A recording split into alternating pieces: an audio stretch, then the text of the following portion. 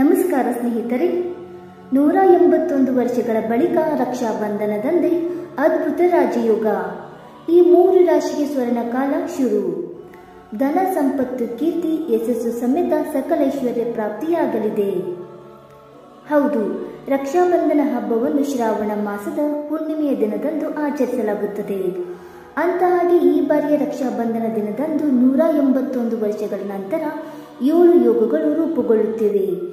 ಇನ್ನು ಈ ಯೋಗಗಳಿಂದಾಗಿ ಈ ಅವಧಿಯಲ್ಲಿ ಮಾಡುವ ಎಲ್ಲ ಶುಭ ಕಾರ್ಯಗಳಲ್ಲಿ ಯಶಸ್ಸು ದೊರೆಯುತ್ತದೆ.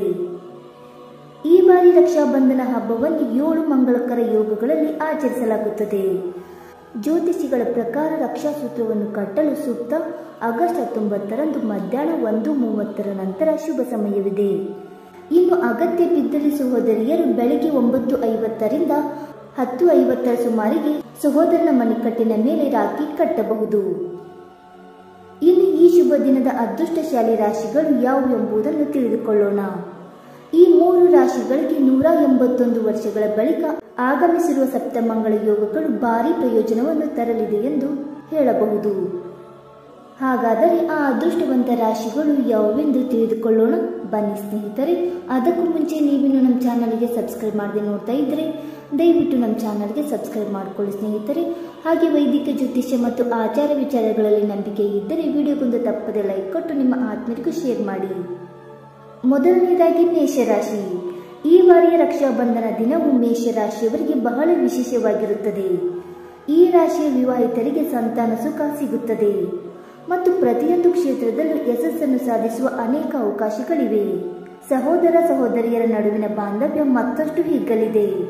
ಸಮಾಜದಲ್ಲಿ ಗೌರವ ಹೆಚ್ಚುತ್ತದೆ ಮತ್ತು ಆರೋಗ್ಯವು ಚೆನ್ನಾಗಿರುತ್ತದೆ. ಈ ರಾಶಿಯವರಿಗೆ ಶನಿದೇವನ ವಿಶೇಷ ಆಶೀರ್ವಾದ ಇರುತ್ತದೆ. ಎರಡನೆಯದಾಗಿ ಧನುರಾಶಿ. ಧನುರಾಶಿಯ 9ನೇ ಮನೆಯಲ್ಲಿ ರಾಜಯೋಗವು ರೂಪುಗೊಳ್ಳುತ್ತಿದೆ. ಹೀಗಾಗಿ ಈ ಜನರು ಅದೃಷ್ಟದ ಸಂಪೂರ್ಣ ಬೆಂಬಲವನ್ನು ಪಡೆಯುತ್ತಾರೆ. ವಿದೇಶಿ ಮೂಲಗಳಿಂದ ಸಾಕಷ್ಟು ಹಣವನ್ನು ಗಳಿಸಬಹುದು. ಈ ಹಬ್ಬವು ಉದ್ಯೋಗಿಗಳಿಗೆ ಬಹಳ ಅದೃಷ್ಟವೆಂದು ಸಾಬೀತುಪಡಿಸಬಹುದು.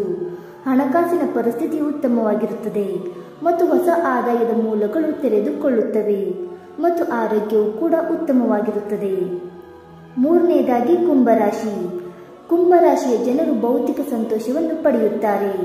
ರಕ್ಷಾಬಂಧನದ ದಿನದಂದು ರೂಪುಗೊಂಡ ರಾಜಯೋಗವು ಈ ರಾಶಿಯ ಜನರ ಜೀವನದಲ್ಲಿರುವ ಸವಾಲನ್ನು ತೊಡೆದು ಹಾಕಬಹುದು.